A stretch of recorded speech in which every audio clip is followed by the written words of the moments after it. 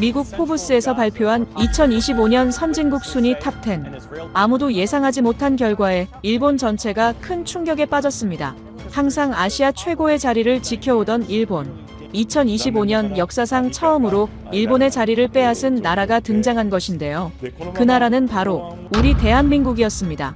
한국이 국방력, 기술력, 소프트 파워 모든 부문에서 일본을 압도하자 일본 정부와 방위성은 긴급회의를 소집했습니다. 참담한 현실을 마주한 일본 누리꾼들은 이건 조작된 순위라며 현실을 부정하고만 있습니다. 광복 후 단 80년 만에 폐허였던 한국이 아시아의 리더가 된 비결은 대체 무엇이었을까요? 대한민국이 만들어낸 기적, 지금부터 시작합니다. 안녕하세요. 저는 다나카 아야라고 합니다. 일본의 방위성 방위정책국에서 일하는 32살 사무관이죠. 도쿄대 법학부를 나와서 일본의 안보정책을 책임지는 엘리트 중의 엘리트라고 자부해왔습니다. 그날 오후 3시. 갑자기 긴급회의 소집 통보가 떨어졌어요. 모든 국가장급 이상 즉시 7층 대회의실 집합. 도대체 무슨 일일까요? 이런 식으로 긴급회의가 걸리는 건 정말 드문 일이었거든요. 복도를 서둘러 걸어가는데 동료들의 표정이 심상치 않았어요. 다들 뭔가 중대한 발표가 있을 거라고 수군거리고 있었죠. 혹시 북한에서 또 뭔가 했나? 아니면 중국 쪽에서 움직임이 있었나? 저도 궁금했어요. 평소라면 이런 회의는 하루 전에 미리 통보하는데 말이죠. 7층 대회의실에 도착했을 때 이미 차관보님을 비롯해 국장급 간부들이 모두 자리를 잡고 있었습니다. 분위기가 묘하게 긴장되어 있었어요. 오늘 포브스에서 중요한 발표가 있었습니다. 차관보님이 입을 열었어요. 포브스라고요? 경제 잡지에서 뭔 발표를 했다고 이렇게 긴급 회의를 여는 걸까요? 다나카 사무관, 자료 브리핑 부탁합니다. 갑자기 저에게 브리핑 지시가 떨어졌어요. 사실 저도 아직 자세한 내용을 모르는 상황이었거든요. 서둘러 준비한 자료를 스크린에 띄웠습니다. 포브스가 매년 발표하는 세계 강대국 순위였어요. 경제적 영향력, 군사력, 국제적 동맹, 정치적 힘 등을 종합적으로 판단한 순위죠. 1위는 당연히 미국입니다. 저는 차분하게 설명하기 시작했어요. 국내 총생산 30조 달러, 애플, 구글, 아마존 같은 세계 최강 기업들을 보유한 명실상부한 세계 최강국이니까요. 2위는 중국, 3위는 러시아입니다. 중국은 19조 달러의 거대한 경제력과 인공지능 기술력으로 미국을 추격하고 있고, 러시아는 경제력은 약하지만 에너지와 핵무기라는 압도적인 카드를 가지고 있었죠. 4위 영국, 5위 독일까지는 예상 범위 내입니다. 그리고 마지막 슬라이드를 띄우는 순간이었어요. 포브스가 발표한 2025년 세계 강대국 순위의 핵심 부분이 대형 스크린에 나타났습니다. 6위 대한민국, 7위 프랑스, 8위 일본. 회의실이 조용해졌어요. 미세하게 술렁이는 소리가 들렸죠. 제 심장이 쿵쾅거리기 시작했습니다. 차관보님의 표정이 굳어지는 게 보였어요. 국장님들도 서로 시선을 피하며 어색한 분위기가 감돌았습니다.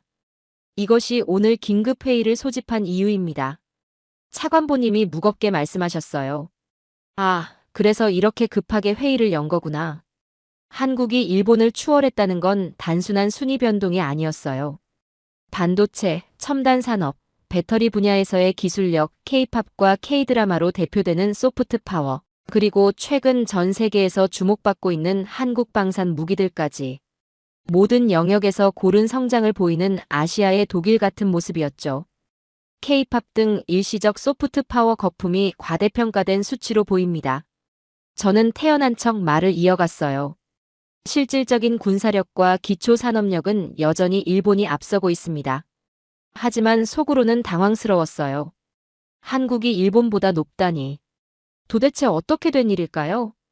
그런데 더 충격적인 건 회의 후 동료들의 반응이었어요. 젊은 후배 하나가 조용히 다가와서 말했거든요. 선배님, 사실 저희 집에서도 한국 드라마 봐요. 엄마가 너무 재밌다고. 뭐라고요? 일본 방위성 직원의 가정에서 한국 콘텐츠를 본다니. 이게 말이 되나요? 회의가 끝나고 집으로 돌아가는 지하철 안에서도 그 숫자가 머릿속을 떠나지 않았습니다. 6위와 8위. 고작 2단계 차이지만 그 의미는 엄청났어요. 지하철 안을 둘러보니 더욱 충격적인 광경이 펼쳐졌습니다. 학생들이 한국어로 된 뭔가를 보며 웃고 있었어요. 직장인들은 한국 아이돌 그룹의 음악을 듣고 있었죠. 언제부터 이렇게 된 걸까요? 집에 도착하자마자 저는 할아버지가 물려주신 산수익 턴테이블로 향했습니다. 먼지 하나 없이 관리된 야마시타 타츠로의 음반을 조심스럽게 꺼냈죠. 바늘이 레코드에 닿는 순간 치지직하는 따뜻한 노이즈가 들렸어요. 이어서 흘러나오는 정교하고 세련된 시티팝 사운드. 이것이야말로 진짜 음악이었습니다. 1980년대 일본에 찬란했던 시절. 미국 본토의 유명 뮤지션들을 세션으로 기용하고 현재 기술로도 따라하기 힘든 마스터링을 선보였던 그 시대 말이에요. 할아버지 사진을 바라봤습니다. 소니의 전설적인 반도체 엔지니어였던 다나카 켄지. 할아버지는 항상 말씀하셨어요. 아야야, 한국은 우리 기술을 훔쳐간 도둑들이야. 영혼 없는 복제품만 만드는 나라지. 하지만 오늘 본 순위는 뭘까요? 한국이 6위라니. 정말 일시적인 거품일까요? 그런데 제가 아직 모르고 있었던 건 바로 다음 주에 상상도 못한 극비 임무가 떨어질 거라는 사실이었어요. 그리고 그 임무가 제 모든 편견을 산산조각 낼 거라는 것도 말입니다. 월요일 아침 9시. 출근하자마자 비서가 다가왔어요. 다나카 사무관님, 국장님께서 즉시 오시라고 하십니다. 뭔가 심상치 않은 분위기였어요. 평소라면 메일로 회의 일정을 잡는데 이렇게 급하게 부르는 건 처음이었거든요. 국장실에 들어서자마자 저는 깜짝 놀랐습니다. 너무도 의외의 인물이 앉아 있었거든요. 바로 정보본부 차장님이었어요. 저를 정보본부에서 찾은 이유가 뭘까 아무리 생각해도 제 머리로는 답이 나오지 않았습니다. 앉아보세요, 다나카 사무관. 국장님의 표정이 평소와 달랐어요. 뭔가 중대한 이야기를 하려는 듯한 긴장감이 감돌았죠. 금요일 포브스 발표건으로 위에서 특별 지시가 내려왔습니다. 역시 그 순위 때문이구나. 저는 속으로 생각했어요. 한국의 특별조사단을 파견하기로 했습니다. 공식적으로는 한일 군사정보 교류 및 방산 협력 타당성 조사죠. 공식적으로는요? 그럼 비공식적으로는 뭔가 다른 목적이 있다는 건가요? 정보본부 차장님이 입을 열었어요. 다나카 사무관, 당신이 팀장을 맡게 됩니다. 하지만 진짜 임무는 따로 있어요. 진짜 임무라고요? 제 심장이 다시 뛰기 시작했어요. 최근 한국 방산업체들이 폴란드, 호주, 노르웨이 등의 대규모 수출 계약을 따내고 있습니다. K9 자주포, 천궁 방공 시스템, 차세대 전투기까지. 맞아요. 뉴스에서 봤던 내용들이었어요. 한국이 무기 수출 강국으로 급부상하고 있다는. 문제는 우리가 그들의 실제 기술 수준을 정확히 파악하지 못하고 있다는 겁니다. 차장님이 계속 말했어요. 겉으로 보기에는 대단해 보이지만 분명 어딘가에 약점이 있을 거예요. 핵심 부품이나 기술의 해외 의존도, 생산 능력의 한계, 품질 관리의 허점. 아, 그래서 저를 보내는 거구나. 저는 이해하기 시작했어요. 당신의 임무는 협력회담이라는 명목으로 그들의 시설을 둘러보면서 실질적인 기술 자립도와 생산 역량을 파악하는 것입니다. 특히 서방 기술에 대한 의존도를 중점적으로 조사하세요. 그들의 성장이 모래성에 불과하다는 걸 증명해야 합니다. 모래성이요? 저는 속으로 동의했어요. 할아버지 말씀이 맞았다면 한국은 결국 우리 기술을 베낀 것일 테니까요. 일정은 2주입니다. 창원의 K9 생산 공장, 대전의 한화 시스템, 그리고 한국항공우주산업까지 주요 방산업체들을 모두 둘러볼 예정이에요. 2주 동안 한국의 방산업체를 속속들이 살펴본다고요? 이건 정말 특별한 임무네요. 물론 공식적으로는 협력 방안을 논의하는 것처럼 행동해야 합니다. 절대 의심받아서는 안 돼요. 국장님이 덧붙였어요. 이번 조사 결과는 향후 우리의 대한국 정책의 중요한 기준이 될 겁니다. 신중하게 해주세요. 저는 고개를 끄덕였어요. 사실 이런 임무는 제가 바라던 바였거든요. 한국의 진짜 실력을 확인할 수 있는 절호의 기회였으니까요. 그런데 한 가지 궁금한 게 있습니다. 저는 조심스럽게 물어봤어요. 만약 정말로 그들의 기술력이 우리 예상보다 높다면 어떻게 할까요? 차장님과 국장님이 잠깐 시선을 교환했어요. 그럴 리는 없겠지만, 혹시라도 그런 상황이 되면 더욱 정밀한 분석이 필요하겠죠. 어떤 식으로든 약점은 있을 테니까요.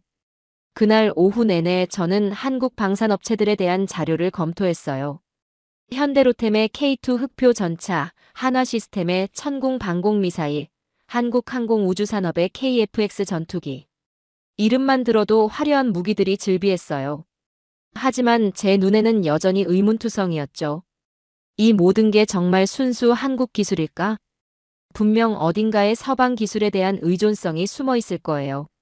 엔진은 미국산이고 핵심 센서는 독일산이고 소프트웨어는 이스라엘산일 가능성이 높았죠. 그날 밤 집에서 야마시타 타츠로의 음악을 들으면서도 계속 생각했어요. 한국의 기술력이 정말 우리가 생각하는 것보다 높을까요? 아니면 여전히 겉만 번지르르한 조립 공장 수준일까요? 2주 후면 모든 게 명확해질 거예요. 저는 한국이 여전히 일본보다 한 수 아래라는 걸 증명하고 돌아올 자신이 있었어요. 하지만 제가 그때 전혀 예상하지 못했던 건 이번 임무가 저의 모든 상식을 뒤엎어버릴 거라는 사실이었습니다. 인천공항에 도착한 순간부터 뭔가 달랐어요. 공항 자체가 엄청나게 크고 현대적이었거든요. 일본 관공서 특유의 딱딱한 분위기와는 완전히 다른 세련되고 효율적인 느낌이었죠. 다음 날 오전 용산구 국방부 청사에서 첫 회의가 열렸습니다. 한국 측 대표는 김중령이라는 30대 후반의 남성이었어요. 군인 출신답게 반듯한 인상이었지만 뭔가 예리한 눈빛이 인상적이었죠. 일본 방위성에서 협력 방안을 논의하러 오셨다니 반갑습니다. 김중령이 정중하게 인사했어요. 하지만 제 눈에는 그의 표정에서 미묘한 경계심이 느껴졌습니다. 저는 가면을 쓴 채 협력이라는 명목으로 그들의 약점을 캐내기 시작했어요. 최근 K9 자주포가 폴란드에서 큰 인기라고 들었는데 핵심 부품들은 어디서 조달하시나요? 엔진이나 화력 통제 시스템 같은 경우 말이에요. 분명 어딘가에서 수입하고 있을 거라고 확신했거든요. 모든 핵심 부품이 국산입니다. 김중령의 대답이 너무 단호했어요. 설마 정말 그럴까요? 설마 엔진까지도요? 네, 두산 인프라코어에서 개발한 독자 엔진을 사용합니다. 디젤 엔진 기술은 이미 10년 전부터 완전히 국산화되었어요. 이상했어요. 보통 이런 질문을 받으면 약간 당황하거나 애매하게 대답하는 게 정상인데 김중령은 너무나 자신있게 답변했거든요. 저는 의도적으로 까다로운 질문들을 계속 던졌어요. K2 흑표 전차의 장갑 기술은 현대로템 독자 기술입니다. 천공 미사일의 레이더 시스템은 LGU 플러스와 한화시스템 공동 개발 제품입니다. KF-X 전투기의 능동 전자주사 배열 레이더는 한국전자통신연구원에서 개발한 국산 기술이에요. 도대체 뭘까요? 제가 던지는 모든 질문에 대해 국산 기술이라는 답변만 돌아왔어요. 그런데 더 이상한 건 김중령뿐만 아니라 다른 한국 측 인사들도 전혀 당황하지 않는다는 거였어요. 마치 이런 질문들을 예상하고 있었던 것처럼 말이죠. K9 자주포의 연간 생산 능력은 어느 정도인가요? 현재 연간 200대 생산 가능하며 필요시 300대까지 확장할 수 있습니다. 품질 관리는 어떻게 하시나요? NATO 표준을 모두 충족하며 유럽 각국의 품질 인증을 받았습니다. 매번 완벽한 답변이 돌아왔어요. 정말 이상했죠. 점심시간에 수행원들과 이야기를 나눴어요. 어떻게 생각하세요? 너무 자신만만하지 않나요? 보통은 이런 질문을 받으면 좀 더 신중하게 답변하는데 저도 점점 의문이 커졌어요. 분명 어딘가에 허점이 있을 텐데 왜 이렇게 자신있게 나오는 걸까요? 할아버지 말씀이 맞다면 한국은 기술을 베끼는 데만 능한 나라였어요. 그런데 오늘 본 모습은 너무 달랐죠. 설마 정말로 다 국산 기술일까? 아니면 우리를 속이고 있는 건가? 하지만 저는 아직 포기하지 않았어요. 내일 창원 공장에 가면 진실을 확인할 수 있을 거라고 생각했거든요. 아마도 실제 현장에서는 서방 기술에 의존하는 모습을 발견할 수 있을 거예요. 그때까지는 잠시 속은 척 해주는 거죠. 하지만 제가 전혀 예상하지 못한 건 다음 날. 창원에서 보게 될 광경이 제 모든 상식을 완전히 뒤엎어버릴 거라는 사실이었습니다.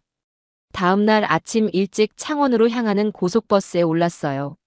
서울에서 창원까지 약 4시간 거리였죠. 버스에 타자마자 깜짝 놀랐어요. 좌석이 엄청나게 넓었거든요. 이게 고속버스 맞나? 일본의 고속버스는 차선이 좁아서 그런지 버스 폭도 좁고 좌석도 굉장히 좁아요. 아주 왜소한 체격이라도 옆 사람과 살을 맞닿아야 할 정도죠.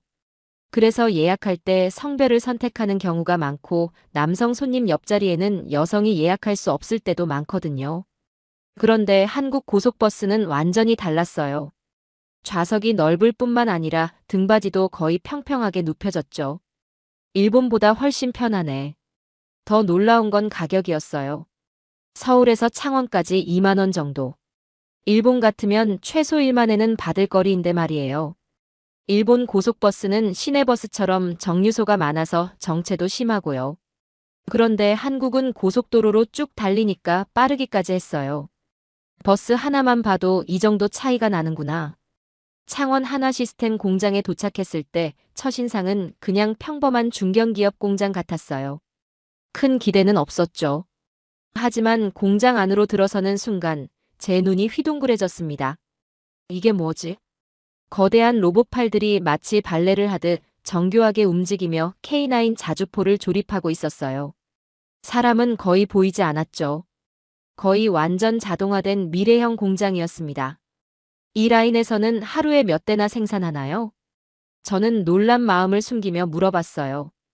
현재 하루 1대 생산하고 있고 필요시 2대까지 가능합니다. 안내를 맡은 한화시스템 이 과장이 자랑스럽게 설명했어요.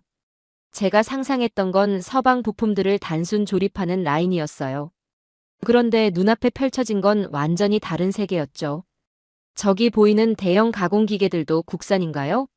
네, 두산 머시닝 센터 제품입니다. 정밀도가 독일 제품과 동등한 수준이에요. 설마 그럴까요? 저는 믿을 수 없었어요. 포신 제작 구역으로 이동했을 때 진짜 충격이 왔어요. 거대한 강철 덩어리가 정밀하게 깎여나가며 포신이 만들어지는 과정을 봤거든요. 포신의 특수 합금은 어디서 조달하시나요? 저는 이번에야말로 확실한 답을 얻을 수 있을 거라고 생각했어요.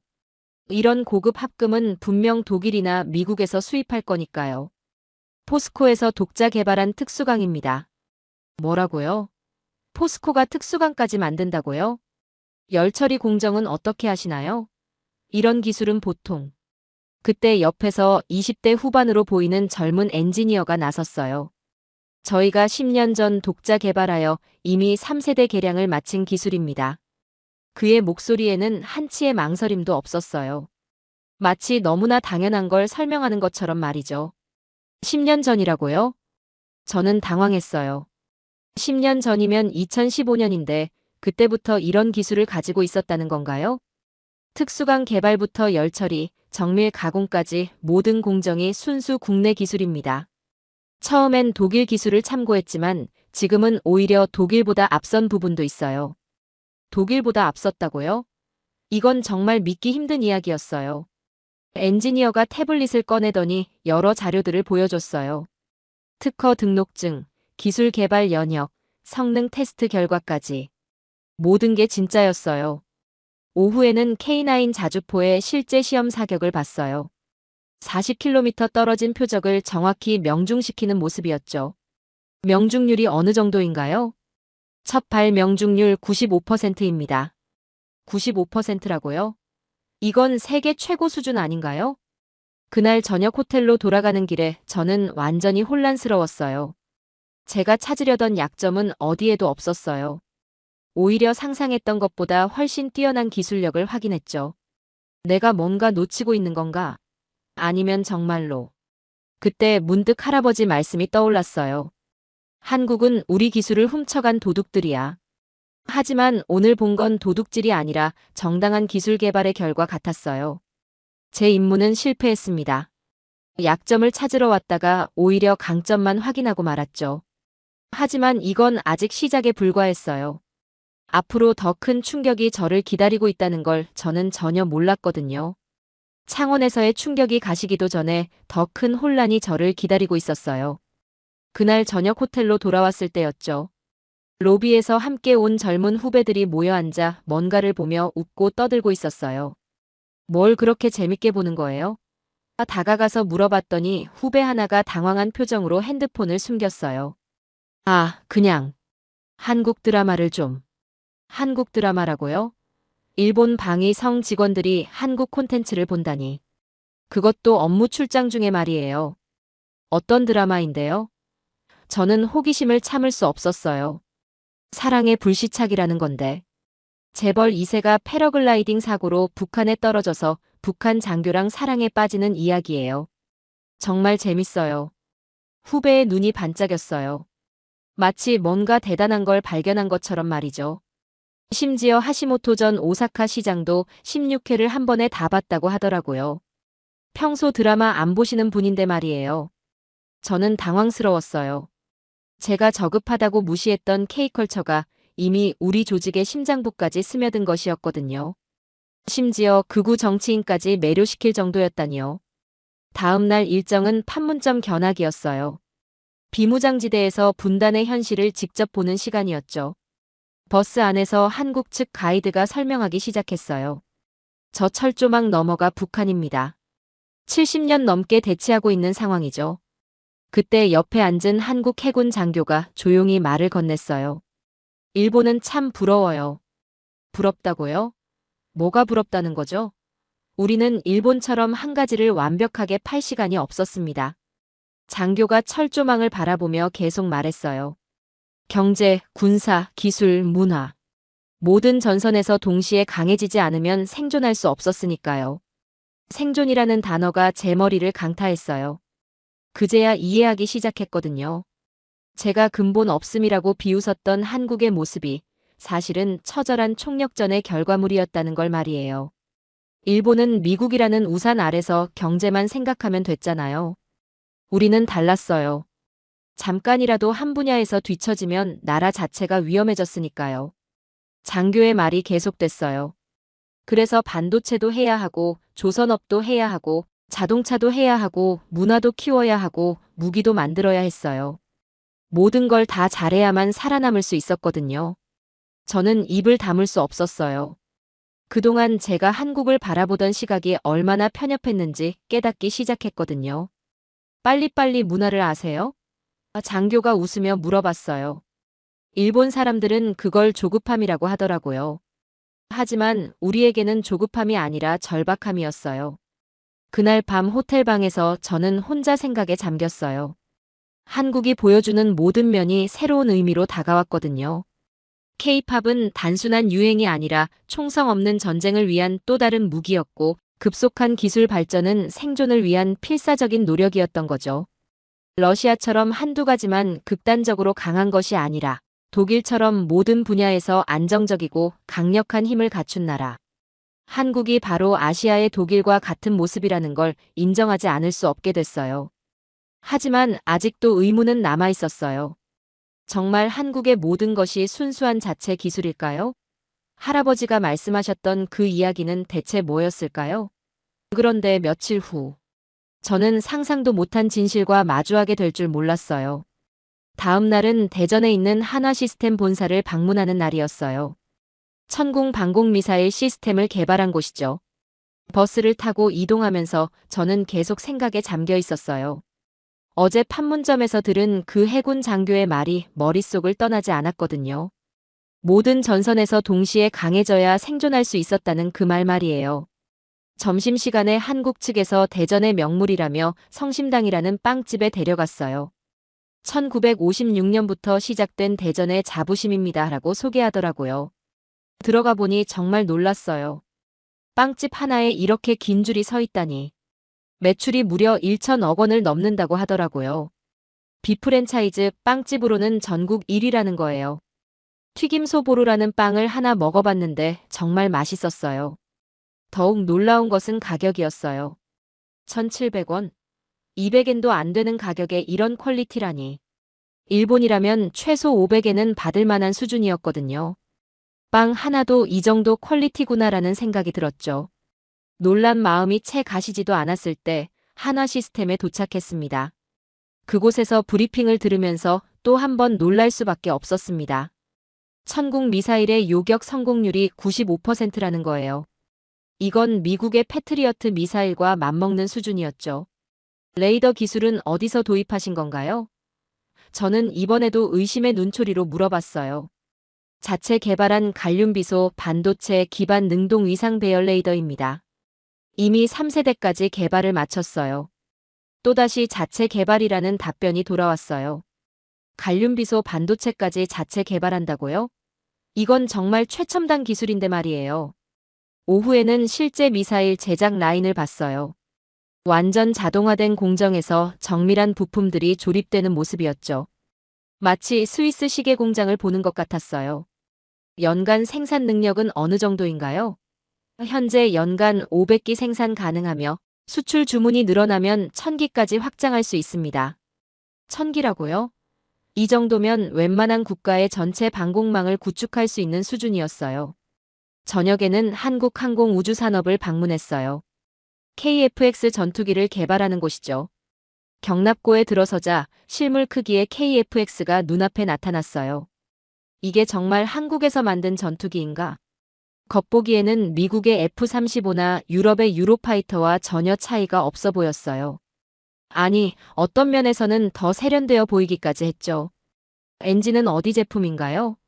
현재는 제너럴 일렉트릭 엔진을 사용하지만 한국형 전투기 엔진도 개발 중입니다. 2030년까지 완전 국산화가 목표예요.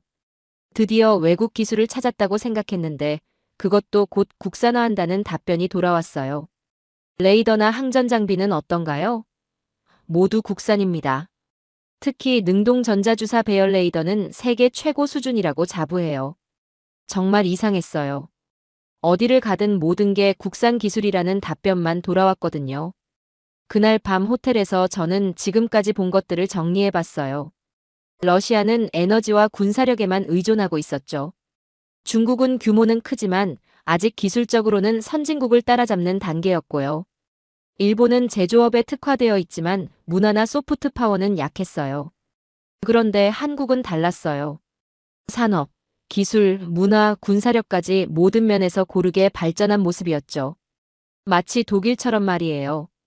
독일이 유럽에서 경제, 기술, 정치적 영향력을 고루 갖춘 것처럼 한국도 아시아에서 그런 역할을 하고 있는 것 같았어요.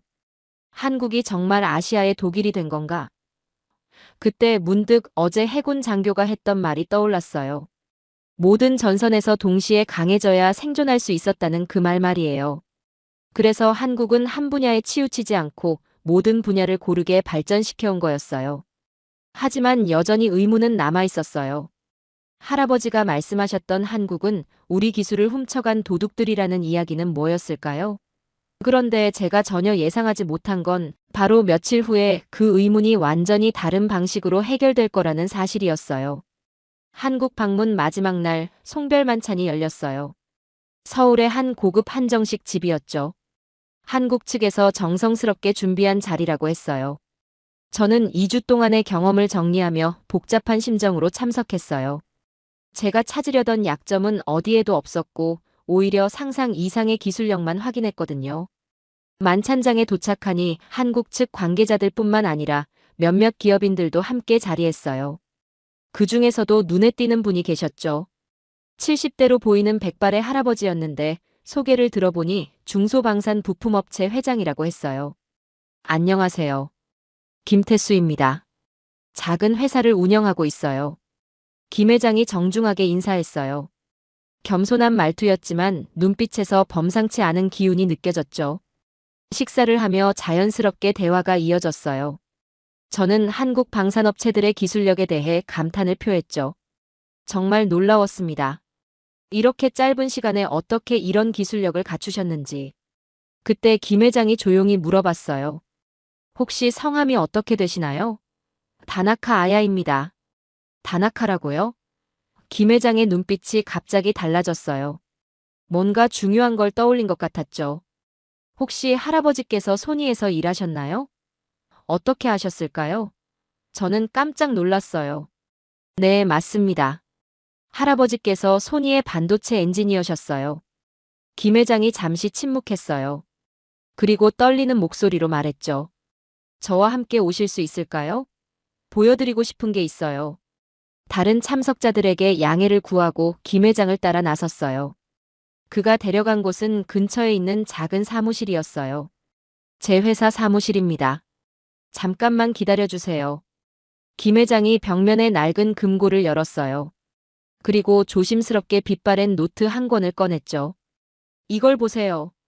노트를 펼치자 80년대에 손으로 베껴 쓴 기술 자료들이 빼곡히 적혀 있었어요. 일본어로 된 기술 서적을 번역한 흔적들이 역력했죠. 그리고 노트 사이에 끼워진 한 장의 낡은 설계도가 눈에 들어왔어요. 설계도 하단을 보는 순간 저는 숨이 멎을 것 같았어요. 거기에는 분명히 적혀 있었거든요. 다나카 켄지 할아버지의 이름이었어요. 이게 어떻게? 저는 말을 제대로 잇지 못했어요. 김 회장이 떨리는 목소리로 설명하기 시작했어요. 1980년대 초 저는 서울의 작은 부품업체에서 일하는 말단 기술자였어요. 그때 일본의 기술 서적을 구하기가 얼마나 어려웠는지 아세요? 김 회장의 눈에 눈물이 고였어요. 밤새워 일본어 사전을 뒤져가며 기술 자료를 번역했어요. 그러던 중 이 설계도를 우연히 구하게 됐죠. 이 설계도 덕분에 저는 반도체 패키징 기술의 원리를 이해할 수 있었어요. 다나카 선생님의 정교한 설계를 보며 밤낮 없이 연구했죠. 저는 할아버지가 평생 도둑이라고 경멸했던 사람이 바로 이런 분이었다는 걸 깨달았어요. 한 번도 뵌 적 없지만 다나카 선생님은 제 인생의 스승이십니다. 김 회장이 계속 말했어요. 저는 이분의 설계도를 보며 불가능에 도전했고 마침내 국산화에 성공했습니다. 그리고 그 기술이 지금의 대한민국 반도체 산업의 작은 뿌리가 됐어요. 당신의 할아버지가 바로 지금의 대한민국을 잇게 한 뿌리입니다. 김 회장의 말이 끝나자 저는 눈물을 참을 수 없었어요. 할아버지가 평생 원망하며 도둑이라 불렀던 사람들이 사실은 할아버지를 가장 존경하는 제자들이었던 거예요. 한국의 성공이 단순한 도둑질이 아니라 할아버지의 기술에 대한 깊은 존경과 그것을 뛰어넘으려는 처절한 노력의 결과였던 거죠. 할아버지, 미안해요. 저는 그동안 가져왔던 모든 편견이 무너져 내리는 걸 느꼈어요. 진실은 전혀 다른 곳에 있었던 거예요. 8장 진실의 보고서 새로운 지도를 그리다. 김 회장님과의 만남 이후 저는 완전히 다른 사람이 되어 일본으로 돌아왔어요. 비행기 안에서 내내 생각했죠. 과연 상부에 어떤 보고를 해야 할까요? 그들이 기대하는 건 분명 한국의 약점이었어요. 하지만 제가 본 건 그와 정반대였거든요. 다음 날 아침 출근하자마자 국장님이 저를 불렀어요. 어떠셨어요? 우리가 예상한 대로였나요? 기대에 찬 표정이었어요. 분명 한국의 기술 의존성이나 생산 능력의 한계에 대한 보고를 듣고 싶어 했죠. 보고서 작성에 며칠 시간을 주세요. 정말 중요한 내용이라서요. 저는 일단 시간을 벌었어요. 사실 마음의 정리가 필요했거든요. 집으로 돌아가서 할아버지 사진을 오랫동안 바라봤어요. 할아버지, 정말 죄송해요. 그동안 할아버지 말씀만 믿고 한국을 잘못 봤네요. 할아버지는 위대한 엔지니어였지만 시대의 변화를 받아들이지 못했던 것 같아요. 자신의 기술이 다른 나라 발전의 디딤돌이 된 걸 자랑스러워했어야 하는데 말이죠. 3일 후 저는 보고서를 완성했어요. 상부가 기대했던 내용과는 180도 다른 보고서였죠. 한국 방산업체 현지 조사 결과 및 향후 대응 방안 제목부터 평범했지만 내용은 전혀 달랐어요. 한국의 방산 기술력은 우리의 예상을 완전히 뛰어넘는 수준입니다. K9 자주포의 경우 포신부터 화력 통제 시스템까지 모든 핵심 기술이 순수 국내 개발이며 성능 또한 세계 최고 수준입니다. 천국 미사일의 요격 성공률 95%는 미국 패트리어트와 동등한 수준이며 갈륨비소 반도체 기반 레이더 기술은 오히려 일부 선진국을 앞서고 있습니다. 특히 주목할 점은 이들의 기술 자립도입니다. 과거 서방 기술을 도입했던 것과 달리 현재는 완전한 독자 기술 체계를 구축했습니다. 저는 계속 썼어요. 한국의 힘은 모래성이 아닌 70년간 생존을 위한 처절한 투쟁으로 쌓아올린 견고한 탑입니다. 경제, 군사, 기술, 문화 모든 분야에서 동시에 강해지지 않으면 안 되는 지정학적 환경이 이들을 아시아의 독일로 만들었습니다. 과거의 잣대로 한국을 평가하는 것은 일본의 미래를 위험하게 할 뿐입니다. 이제는 경쟁자가 아닌 동반자로서 접근해야 합니다. 마지막 문단이 가장 중요했어요. 한국의 성장은 우연이 아닙니다. 일본 기술에 대한 존경을 바탕으로 그것을 뛰어넘으려는 끊임없는 노력의 결과입니다. 우리는 이를 인정하고 새로운 관계를 모색해야 합니다. 보고서를 제출하는 순간 저는 알았어요. 이건 제 반역이자 진정한 애국이라는 걸 말이에요. 다음 날 국장님이 화가 난 표정으로 저를 불렀어요. 다나카 사무관, 이게 뭡니까? 우리가 원한 건 이런 보고서가 아니에요. 하지만 이것이 제가 본 진실입니다. 저는 당당하게 대답했어요. 한국의 약점을 찾으러 갔다가 오히려 우리가 배울 점만 발견했습니다. 상부에서 뭐라고 하는지 아세요? 알고 있습니다. 하지만 거짓 보고를 할 수는 없어요. 그날 저녁 집으로 돌아와서 턴테이블 앞에 앉았어요. 야마시타 타츠로의 음반을 꺼내려다가 멈췄어요. 대신 핸드폰으로 사랑의 불시착 OST를 틀었어요. 이제 케이팝도 나쁘지 않다는 생각이 들더라고요. 컴퓨터 화면에는 여전히 그 순위가 떠 있었어요. 6위 대한민국, 8위 일본. 이제 그 숫자가 패배의 상징이 아니라 존중하고 협력하며 함께 나아가야 할 미래의 지도로 보이기 시작했어요. 할아버지 사진을 다시 바라봤어요. 더 이상 비운의 영웅이 아니었어요. 위대했지만 변화를 받아들이지 못했던, 그래도 여전히 존경하는 할아버지였죠. 할아버지, 이제 이해해요. 할아버지의 기술이 한국을 키운 거였네요. 자랑스러워 하셔도 돼요. 2주간의 한국 출장이 제 인생을 완전히 바꿔놓았어요. 편견의 안경을 벗고 나니 세상이 전혀 다르게 보였거든요. 앞으로 한국과 일본이 어떤 관계를 만들어갈지는 모르겠어요. 하지만 적어도 저는 변했어요. 그리고 진실을 알리는 일을 멈추지 않을 거예요. 20년간 도왔지만 돌아온 건 배신뿐이었습니다. 20년 동안 수백만 명을 먹여 살렸지만 돌아온 건 베트남에서 당장 나가라 라는 한마디 말뿐이었습니다. 그런데 놀라운 일이 벌어졌습니다. 한국을 쫓아낸 지 단 30일 만에 베트남 경제의 숨이 멎어버린 것입니다. 아이들은 굶주림에 고통받고 수백만 가구가 거리에 내앉을 신세가 되자 베트남 시민들은 오열하며 뒤늦은 사과를 보냈습니다. 도대체 베트남에서 무슨 일이 있었던 걸까요? 한순간에 나라를 통째로 망가뜨린 한국 기업의 힘, 지금부터 시작합니다. 안녕하세요. 저는 소피 로랑이라고 합니다. 몬트리올의 라플레르 앤 마르텔 로펌에서 국제 상사 중재를 전담하는 변호사죠. 2025년 3월 어느 날 제 책상에 한 통의 전화가 걸려왔습니다. 삼성 베트남 법인의 노사 분쟁 자문 요청이었어요. 변호사님, 이번 건은 좀 특별합니다. 전화 너머 목소리가 떨리고 있었어요. 베트남 전체가 들썩이고 있거든요. 저는 펜을 들며 물었습니다. 구체적으로 어떤 상황인가요? 16만 명의 조합원이 동시에 움직이고 있어요. 이런 규모는 처음입니다. 16만 명이라고요? 저는 숨을 깊게 들이마셨습니다.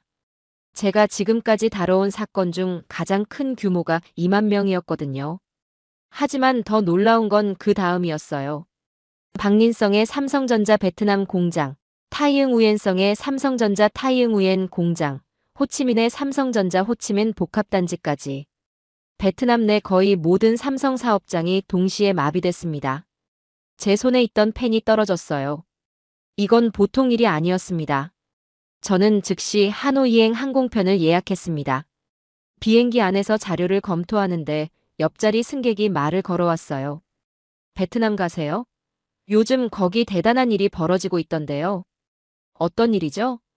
삼성이랑 베트남 정부가 한판 붙었다고 하더라고요. 노이바이 공항에 도착하자마자 분위기가 심상치 않았습니다.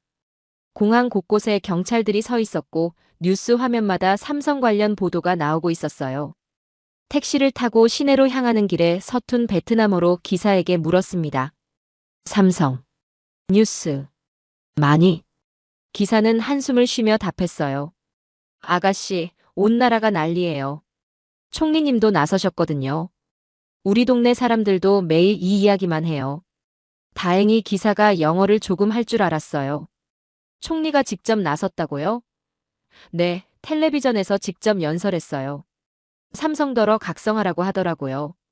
호텔에 체크인하자마자 텔레비전을 켰습니다. 마침 베트남 총리가 국민들 앞에서 연설하고 있었어요. 삼성은 베트남에서의 역할을 제고해야 합니다.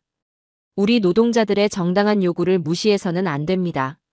총리의 표정은 단호했고 목소리에는 분노가 섞여 있었습니다. 저는 소름이 돋았어요.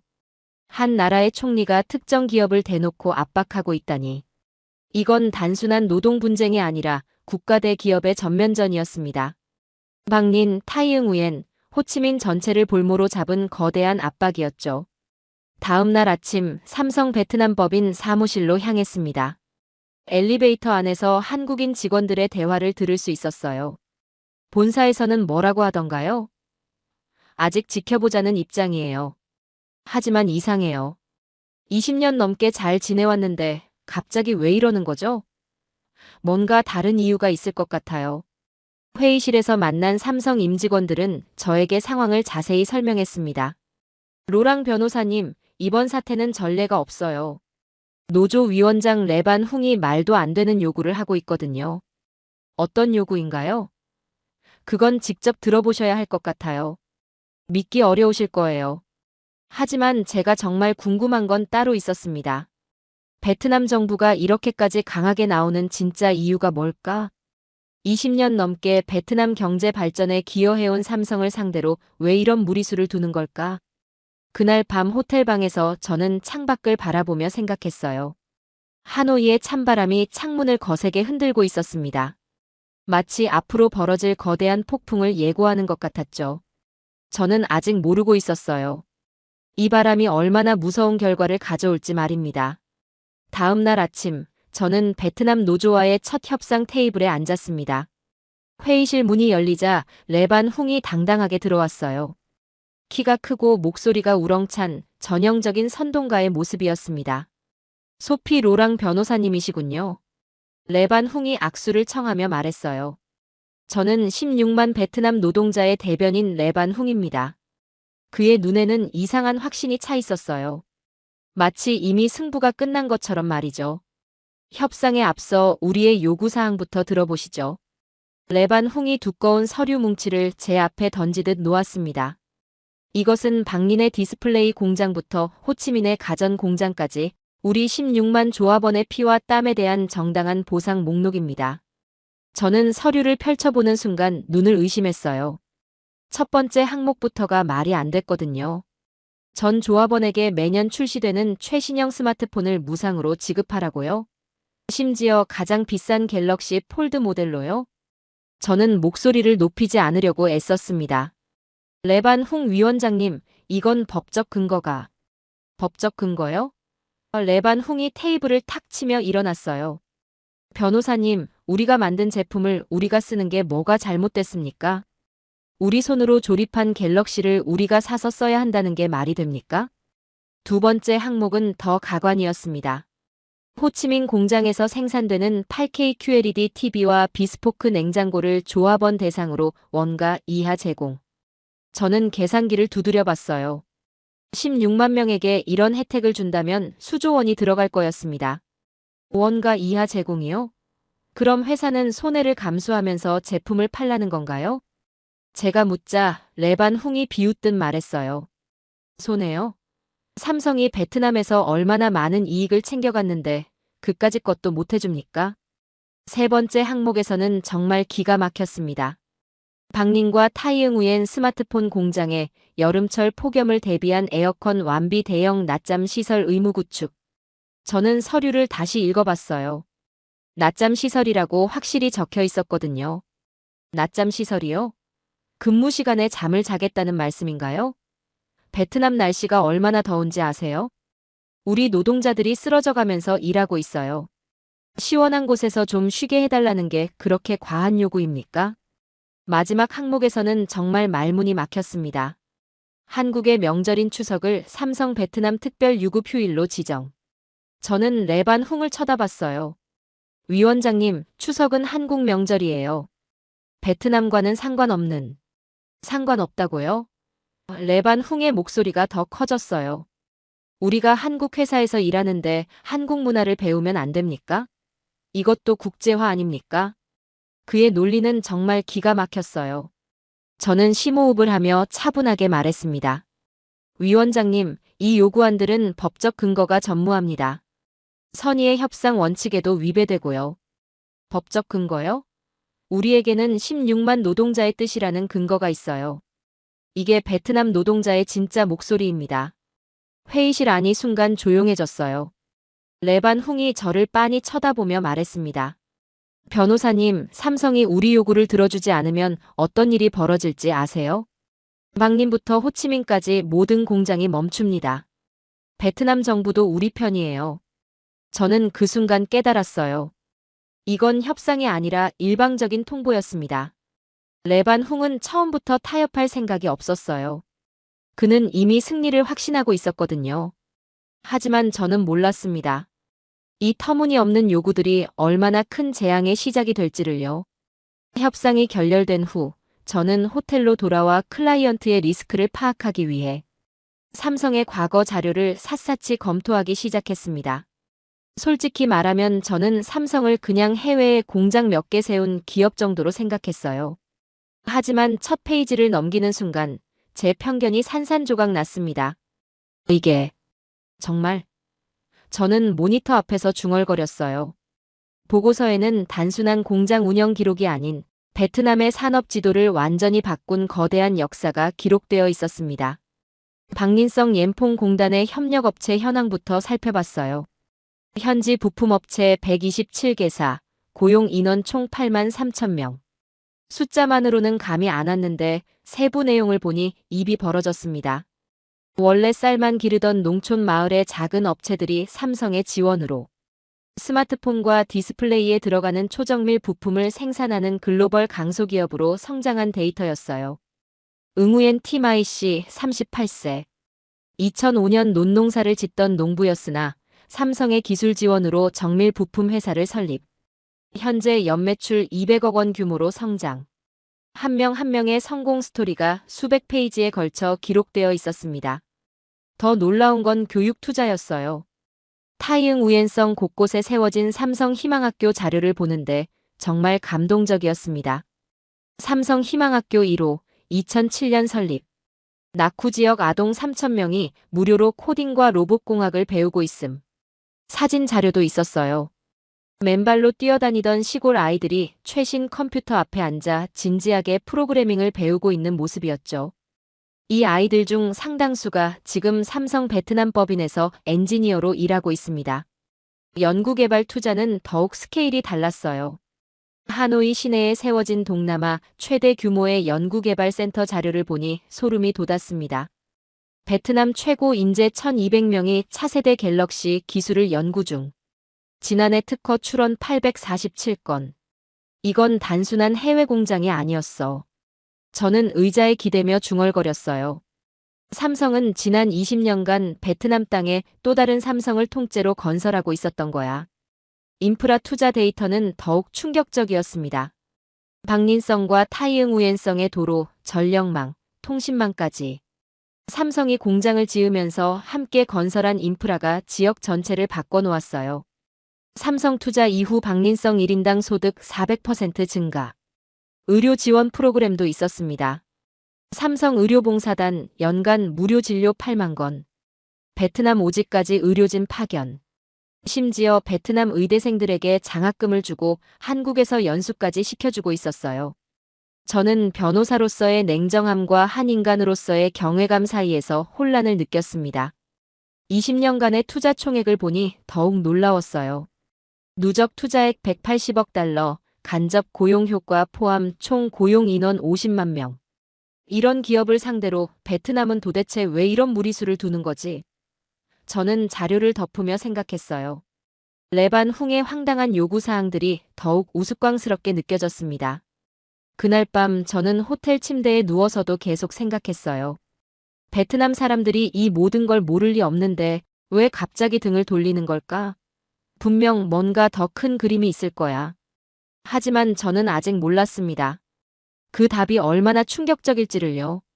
다음 날, 저는 베트남 정부의 핵심 인물인 부득 안 기획투자부 장관과의 면담을 요청했습니다. 삼성이 베트남에 얼마나 큰 기여를 했는지 데이터로 보여주면 상황이 바뀔 거라고 생각했어요. 정부 청사에 들어서자마자 분위기가 예사롭지 않았습니다. 복도 곳곳에 중국어 안내문이 붙어 있었고 중국 관료들로 보이는 사람들이 분주하게 오가고 있었어요. 이상하네. 저는 속으로 중얼거렸습니다. 베트남 정부 건물에 중국 사람들이 왜 이렇게 많은 거죠?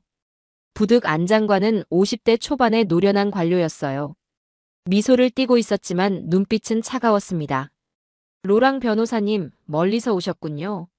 삼성을 대리해서 오셨다고 들었습니다. 네, 장관님. 오늘은 삼성이 베트남 경제에 미친 긍정적인 영향을 말씀드리고 싶어서 왔습니다. 저는 준비해온 자료를 펼쳐놓았어요. 지난 20년간 삼성의 투자 데이터를 보시면 180억 달러 투자, 직간접 고용 50만 명. 부득 안 장관이 제 말을 끊으며 말했어요. 그 정도는 저희도 다 알고 있습니다. 그의 표정에서 미소가 사라졌어요. 저는 당황했습니다. 그렇다면 왜 갑자기 삼성을 압박하시는 건가요? 박寧과 타이응우엔 지역은 삼성 덕분에 완전히 바뀌었잖아요. 변호사님. 부득 안 장관이 의자에서 일어나 창밖을 바라보며 말했어요. 세상이 변했습니다. 이제는 사람이 많이 필요한 제조업 시대가 끝나가고 있어요. 무슨 말씀이신지. 중국의 천공테크라는 회사를 아십니까? 부득 안 장관이 갑자기 물었어요. 저는 고개를 저었습니다. 들어본 적이 없는 회사였거든요. 천공테크는 우리에게 아주 흥미로운 제안을 했습니다. 장관이 책상으로 돌아와 파일을 꺼냈어요. 박寧성과 타이응우엔성에 완전 자동화된 다크 팩토리를 지어주겠다고 했어요. 다크 팩토리라고요? 저는 처음 듣는 용어였어요. 다크 팩토리가 뭔가요? 불이 필요 없는 공장입니다. 사람이 전혀 일할 필요가 없거든요. 로봇과 인공지능이 모든 걸 다 해줍니다. 부득 안 장관의 눈이 반짝였어요. 24시간 쉬지 않고 실수도 하지 않고 임금도 주지 않아도 되죠. 저는 소름이 돋았어요. 하지만 그럼 일자리는 어떻게 되나요? 지금 삼성에서 일하는 16만 명은? 그건 과도기적 문제일 뿐입니다. 장관이 차갑게 말했어요. 천공테크는 삼성보다 3배 많은 투자를 약속했습니다. 500억 달러예요. 500억 달러라고요? 저는 숨을 깊게 들이마셨습니다. 하지만 장관님, 삼성은 단순히 돈만 투자한 게 아니에요. 사람에게 투자했습니다. 교육에, 의료에, 기술 전수에. 변호사님. 부득 안 장관이 제 말을 끊었어요. 우리에겐 더 이상 사람이 많이 필요한 구시대적 공장은 필요 없습니다. 이제는 효율성의 시대거든요. 그 순간 저는 깨달았어요. 이 사람에게는 지난 20년간 삼성이 쌓아온 모든 것들이 의미가 없다는 걸요. 사람들의 삶이 바뀌고 꿈을 키울 수 있게 된 것도, 시골 농부가 기업가가 된 것도, 아이들이 코딩을 배우게 된 것도 모두 구시대적이라는 한마디로 무시당하고 있었어요. 천공테크와는 언제 계약하실 예정인가요? 저는 마지막으로 물었습니다. 다음 달이면 모든 절차가 끝날 겁니다. 부득 안 장관이 시계를 보며 말했어요. 변호사님, 삼성에게 전해주세요. 시대가 바뀌었다고요. 저는 정부 청사를 나오면서 머릿속이 복잡했어요. 베트남 정부의 선택이 단순한 이익 계산을 넘어 삼성이 20년간 쌓아온 사람에 대한 투자 자체를 부정하는 행위였습니다. 이 사건이 회복 불가능한 지점을 넘었다는 걸 직감했어요. 하지만 아직 몰랐습니다. 이 선택이 얼마나 참혹한 결과를 가져올지를요. 저는 즉시 삼성 본사의 상황을 보고했습니다. 화상회의 화면 너머로 한국의 임원들 표정이 점점 굳어지는 게 보였어요. 제 보고가 끝나자 한동안 침묵이 흘렀습니다. 로랑 변호사님, 확실한 건가요? 베트남 정부가 정말 그런 말을 했다고요? 한 임원이 다시 한번 확인했어요. 네, 부득 안 장관이 직접 말했습니다. 사람이 필요한 구시대적 공장은 필요 없다고요. 그 다음 주 삼성의 대응은 제가 예상했던 것보다 훨씬 빠르고 체계적이었습니다. 감정적인 반응이나 협박 같은 건 전혀 없었어요. 그냥 차분하고 냉정한 비즈니스 결정이었죠. 첫 번째 발표가 나왔습니다. 삼성 디스플레이 베트남 법인 박린 공장 신규 투자 전면 중단. 뉴스를 보는데 정말 소름이 돋았어요. 예정되었던 50억 달러 규모의 차세대 디스플레이 라인 구축이 하루아침에 취소된 거였습니다. 박린 지역 협력업체들이 당황하기 시작했어요. 저는 현지 뉴스를 통해 그들의 인터뷰를 봤습니다. 갑자기 주문이 끊겼어요. 어떻게 된 건지 모르겠습니다. 삼성과 함께 성장해온 부품업체 사장의 목소리는 떨리고 있었어요. 두 번째 발표는 더욱 충격적이었습니다. 타이응우엔 플래그십 스마트폰 생산 라인, 인도 노이다 신공장으로 이전 개시. 베트남에서 생산되던 갤럭시 시리즈의 핵심 모델들이 모두 인도로 옮겨지는 거였어요. 이런 식으로 갈 줄 몰랐는데. 레반 훙이 급하게 삼성 사무실로 찾아왔어요. 그의 얼굴에는 당황한 기색이 역력했습니다. 잠깐만요, 우리가 협상을 해봅시다. 하지만 이미 늦었어요. 삼성의 철수 계획은 이미 돌이킬 수 없는 단계에 들어갔거든요. 세 번째 발표가 그걸 확실하게 해줬습니다. 호치민 가전 복합단지 단계적 폐쇄 및 말레이시아 법인으로 통합. 저는 이 모든 과정을 지켜보면서 삼성의 위기관리 능력에 놀랐어요. 이건 감정적인 도망이 아니라 지극히 냉철하고 계획적인 전략적 자산 재배치였습니다. 마치 오래전부터 준비해둔 것처럼 모든 게 체계적으로 진행됐어요. 물류팀은 이미 핵심 장비들을 인도와 말레이시아로 이송하기 시작했습니다. 연구개발팀은 중요한 데이터를 모두 백업해서 한국으로 전송했어요. 심지어 베트남에서 훈련받은 핵심 엔지니어들에게는 인도나 한국으로 이주할 기회를 제공했습니다. 베트남 정부는 처음에는 여유로운 반응을 보였어요. 대체 가능합니다. 곧 더 좋은 파트너가 올 겁니다. 부득 안 장관이 기자회견에서 말했습니다. 하지만 그의 목소리에는 확신이 부족했어요. 문제는 협력업체들이었습니다. 박린과 타이응우엔의 부품 협력업체 127곳이 하루아침에 주요 고객을 잃게 된 거였어요. 20년 동안 삼성과 함께 성장해왔는데 갑자기 이럴 수가 있나요? 한 업체 사장이 울먹이며 인터뷰했습니다. 삼성 희망학교에 다니던 아이들의 부모들도 불안해하기 시작했어요. 우리 아이가 열심히 코딩 공부했는데 나중에 삼성에 취직할 수 있을까요? 학부모들의 걱정 섞인 목소리가 뉴스에 나왔습니다. 가장 충격적인 건 고용시장의 변화였어요.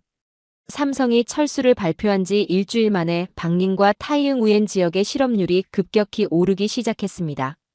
16만 명의 직접 고용과 수십만 명의 간접 고용이 한꺼번에 위험해진 거였어요. 저는 이 모든 걸 지켜보면서 생각했어요. 베트남 정부가 큰 소리치며 대체 가능하다고 했지만 현실은 전혀 달랐습니다. 20년간 쌓아온 생태계가 하루아침에 무너지고 있었거든요. 희망과 절망의 극심한 대비가 베트남 전역에서 펼쳐지고 있었습니다. 2025년 4월 고작 한 달 만에 삼성이라는 심장이 멎자 베트남 경제는 급격히 무너져 내렸습니다. 저는 몬트리올 사무실에서 매일 들려오는 베트남 소식을 지켜봤어요. 상황은 제가 예상했던 것보다 훨씬 심각했습니다. 박린성과 타이응우엔성은 하이테크 도시에서 하루아침에 실업 도시로 전락했어요. 아침 뉴스에서 충격적인 화면을 봤습니다. 한때 출근길로 북적였던 공단 앞도로가 텅 비어 있었거든요. 박린성 실업률 35% 돌파. 뉴스 자막이 화면에 떴어요. 불과 한 달 전만 해도 2%였던 실업률이 갑자기 35%까지 치솟은 거였습니다. 저는 믿기지 않아서 다시 한번 확인해 봤어요. 더 충격적인 건 인구 이동이었습니다. 수십만 명의 청년들이 일자리를 잃고 도시를 떠나기 시작했어요. 박린역에서 하노이로 향하는 기차표가 매진됐습니다. 현지 기자가 리포트했습니다. 기차역은 고향으로 돌아가는 사람들로 넘쳐났어요. 타이응우엔성도 마찬가지였습니다. 삼성 공장에서 일하던 젊은 부부가 인터뷰하는 모습을 봤어요. 아이가 삼성 희망학교에 다니고 있는데 이제 어떻게 해야 할지 모르겠어요. 학교도 문을 닫는다고 하더라고요. 호치민의 상황은 더욱 처참했습니다. 베트남 최대 수출항 중 하나였던 호치민항이 텅 비기 시작했어요. 삼성 제품 수출이 베트남 전체 수출의 30%를 차지했는데 하루아침에 사라졌습니다. 항만공사 관계자의 말이었어요. 가장 아이러니한 건 중국의 천궁테크였습니다. 부득 안 장관이 그토록 자신있게 말했던 500억 달러 투자가 감쪽같이 사라진 거예요. 천궁테크 측에서 투자 계획을 재검토하겠다고 통보해왔습니다. 베트남 정부 대변인이 기자회견에서 말했어요. 저는 깨달았어요. 천궁테크는 처음부터 진짜 투자할 생각이 없었던 거죠. 그냥 삼성을 베트남에서 몰아내기 위한 미끼였을 뿐이었습니다. 베트남 정부가 완전히 속은 거였어요. 경제 지표들은 더욱 참혹했습니다. 베트남 올해 1분기 국내 총생산 전년 동기 대비 8% 감소. 이건 정말 충격적인 수치였어요. 동남아시아에서 가장 빠르게 성장하던 베트남이 갑자기 마이너스 성장으로 돌아선 거였습니다. 협력업체들의 연쇄 도산이 시작됐어요. 삼성과 함께 성장해온 127개 부품업체 중 절반 이상이 파산 위기에 몰렸습니다. 20년간 쌓아온 기술력이 하루아침에 무용지물이 됐어요. 한 업체 사장이 울먹이며 말했어요. 가장 가슴 아픈 건 삼성 희망학교 아이들이었습니다. 컴퓨터실 문이 잠겨 있어요. 언제 다시 수업할 수 있을까요? 한 아이가 기자에게 물었어요. 그 아이의 순진한 질문에 저는 마음이 아팠습니다. 경제가 무너지자 정치적 혼란도 시작됐어요. 레반 훙은 정부의 잘못된 판단 때문이라며 책임을 떠넘겼습니다. 반대로 정부는 모든 것은 탐욕스러운 노조 때문이라며 서로를 비난했어요. 부득 안 장관은 기자들의 질문 공세에 시달렸습니다. 장관님, 천궁테크 투자는 언제 실현되나요? 그건 아직 협의 중입니다. 그의 목소리는 더 이상 자신감이 없었어요. 베트남 언론들도 분위기가 바뀌기 시작했습니다. 삼성 없는 베트남, 과연 가능한가? 주요 일간지 사설 제목이었어요. 불과 몇 달 전만 해도 삼성을 비판하던 언론들이 이제는 걱정의 목소리를 내고 있었습니다. 국제 신용평가사들도 베트남에 대한 평가를 하향 조정했어요. 베트남, 투자 신뢰도 급락. 배신의 땅으로 낙인. 글로벌 경제 매체들의 헤드라인이었습니다. 베트남은 기회의 땅에서 배신의 땅으로 불리기 시작했어요. 저는 매일 쏟아지는 뉴스를 보면서 생각했습니다. 이 모든 게 단 한 달 만에 벌어진 일이라는 게 믿기지 않았어요. 20년간 쌓아 올린 것이 순식간에 무너질 수 있다는 걸 목격하고 있었습니다. 며칠 뒤 사무실에서 동료 제임스가 급히 뛰어왔습니다. 소피, 이거 봐야 해. 베트남에서 무슨 일이 벌어지고 있어. 모니터 화면에는 충격적인 장면이 펼쳐지고 있었습니다. 수백 명의 베트남 사람들이 전통 의상인 아오자이를 입고 서울 삼성 본사 앞 광장에서 무릎을 꿇고 있었어요. 남녀노소 할 것 없이 모두 고개를 숙이고 있었습니다. 저들이 뭘 하는 거야? 제임스가 물었어요. 화면 속에서는 한 중년 남성이 확성기를 들고 한국어로 말하고 있었습니다. 삼성 여러분, 저희가 잘못했습니다. 다시 베트남으로 돌아와 주세요. 저는 그 남성을 알아봤어요. 박린성에서 삼성 협력업체를 운영하던 업체 사장이었습니다. 제가 베트남에 있을 때 한 번 만난 적이 있었거든요. 그때는 자신감 넘치는 사업가였는데 지금은 완전히 다른 사람 같았어요. 카메라가 군중을 비추는데 정말 다양한 사람들이 있었습니다. 삼성에서 일했던 전직 노동자들, 협력업체 사장들, 심지어 삼성 희망학교 학부모들까지 모두 절망적인 표정을 짓고 있었어요. 우리 아이들이 다시 꿈을 꿀 수 있게 해주세요. 한 어머니가 울먹이며 말했습니다. 삼성 희망학교가 다시 문을 열 수 있게 도와주세요. 그녀의 옆에는 10살쯤 된 아이가 서 있었는데 아이도 따라서 고개를 숙이고 있었어요. 가장 충격적인 건 레반 훙도 그 자리에 있다는 거였습니다. 한때 16만 노동자의 대변인이라고 큰 소리치던 그가 이제는 다른 사람들과 함께 무릎을 꿇고 있었어요. 그의 얼굴에는 오만함 대신 후회와 절망만이 가득했습니다. 레반 훙 위원장도 저기 있네. 제임스가 놀라며 말했어요. 한 달 전만 해도 삼성을 비난하던 사람이잖아. 한국 기자가 레반 훙에게 인터뷰를 요청했습니다. 위원장님, 한 달 전과는 완전히 다른 모습이신데요. 레반 훙은 고개를 들지도 못하고 말했어요. 제가 제가 모든 걸 망쳤습니다. 너무 욕심을 부렸어요. 구체적으로 어떤 부분을 후회하시나요? 갤럭시 폰을 공짜로 달라고 한 것부터 시작해서 모든 게 잘못되었어요. 우리가 얼마나 좋은 회사와 일하고 있었는지 몰랐습니다. 화면이 바뀌어 베트남 현지 상황이 나왔어요. 박님과 타이응우에는 완전히 폐허가 된 것 같았습니다. 한 달 만에 첨단 공업단지가 텅 빈 건물들만 남게 된 거였어요. 현재 박린성 인구의 60%가 타지로 이주했습니다. 현지 기자가 리포트했어요. 단 한 달 만에 베트남의 실리콘밸리가 유령 도시가 되었습니다. 호치민의 상황도 마찬가지였어요. 삼성 가전 공장이 있던 자리에는 임대 현수막만 덩그러니 걸려 있었습니다. 한 달째 세입자를 찾지 못하고 있다는 거였어요. 제임스가 화면을 보며 물었습니다. 소피, 저들을 동정해야 할까? 결국 자신들이 선택한 결과잖아. 저는 모니터에서 눈을 떼지 않은 채 조용히 답했어요. 아니, 저건 사죄가 아니라 자신들의 선택이 불러온 결과를 확인하는 것뿐이야. 그 말이 끝나자마자 화면에서 새로운 소식이 나왔습니다. 베트남 정부가 긴급 기자회견을 열었다는 거였어요. 부득 안 장관이 단상에 섰는데 그의 얼굴은 한 달 사이에 완전히 늙어 보였습니다. 베트남 정부는 삼성에 대한 모든 조치를 철회하고 100억 달러의 손해배상을 지불할 용의가 있습니다. 장관의 목소리는 떨리고 있었어요. 삼성의 재투자를 간곡히 요청드립니다. 하지만 삼성의 대답은 차가웠습니다. 삼성 대변인이 발표한 성명서 내용이 화면에 떴어요. 우리는 돈이 아니라 신뢰를 잃었습니다. 한번 깨진 신뢰는 돈으로 되돌릴 수 없습니다. 저는 그 순간 깨달았어요. 이 사건은 단순히 경제적 손실의 문제가 아니라는 걸요. 신뢰라는 보이지 않는 자산이 얼마나 소중한지, 그리고 한번 잃으면 얼마나 되찾기 어려운지를 보여주는 사례였습니다. 단 한 달 만에 20년간 쌓아온 모든 것이 무너질 수 있다는 것도요. 베트남 사건이 마무리된 후, 저는 이 모든 과정을 정리한 보고서를 작성하기 시작했습니다. 제목은 베트남 사례를 통해 본 글로벌 공급망의 신뢰 자산 리스크였어요. 처음에는 단순한 법무 보고서로 시작했지만 점점 더 큰 의미를 갖게 됐습니다. 보고서가 완성되자 예상치 못한 일이 벌어졌어요. 하버드 비즈니스 스쿨에서 케이스 스터디로 사용하고 싶다고 연락이 왔습니다.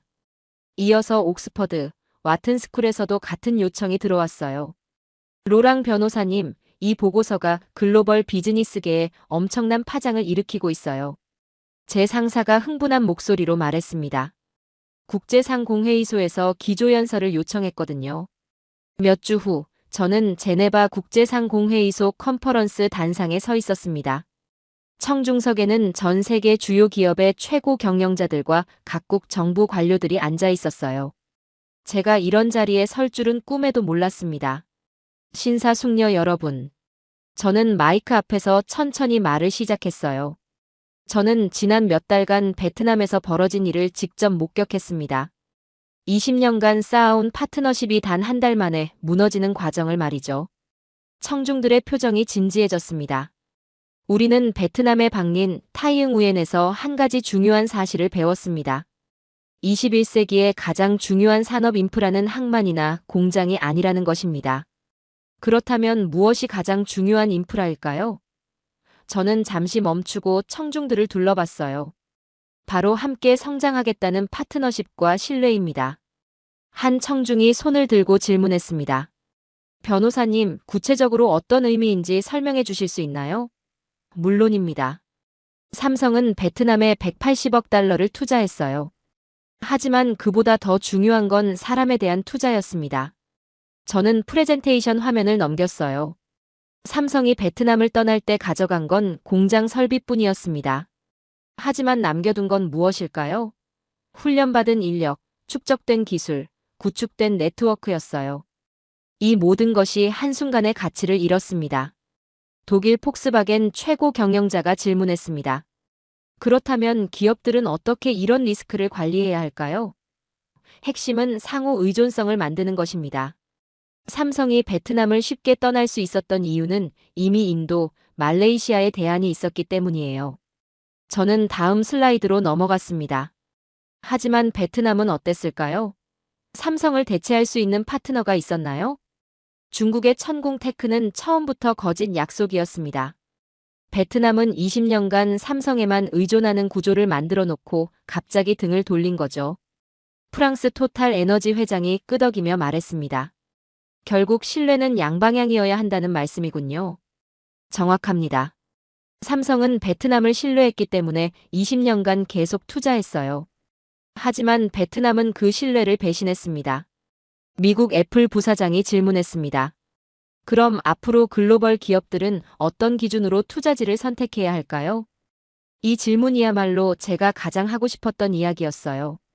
과거에는 인건비, 세금 혜택, 인프라가 투자 결정의 주요 기준이었습니다. 저는 목소리에 힘을 실었어요. 하지만 이제는 신뢰 지수가 가장 중요한 기준이 되어야 합니다. 약속을 지키는 나라인가? 장기적 파트너십을 추구하는가? 이런 질문들이 더 중요해졌어요. 그리고 삼성과 대한민국은 이런 보이지 않는 인프라를 가장 잘 구축하는 나라임을 스스로 증명했습니다. 제 말이 끝나자 회의장 전체에서 박수가 터져나왔어요. 기립박수였습니다. 컨퍼런스가 끝난 후 많은 기업 임원들이 저에게 다가왔습니다. 변호사님 덕분에 우리 투자 기준을 다시 생각해보게 됐어요. 베트남 같은 실수를 하지 않으려면 신뢰 평가가 정말 중요하군요. 그날 밤 호텔방에서 저는 창밖을 바라보며 생각했어요. 몇 달 전 하노이에서 느꼈던 차가운 바람과는 달리 이제는 따뜻한 봄바람이 불고 있었습니다. 베트남 사건은 많은 사람들에게 아픔을 줬지만 동시에 새로운 기준을 만들어냈어요. 21세기 글로벌 비즈니스에서 신뢰가 얼마나 중요한 자산인지를 전 세계가 깨닫게 된 거죠.